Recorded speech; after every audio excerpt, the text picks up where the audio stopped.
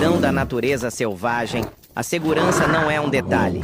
É a sua primeira e mais crucial ferramenta.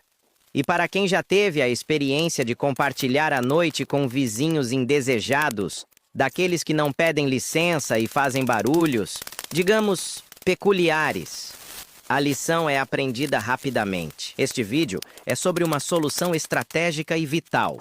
Como construir um abrigo elevado. Uma estrutura que não apenas te isola do frio do solo e da umidade, mas que estabelece uma barreira fundamental.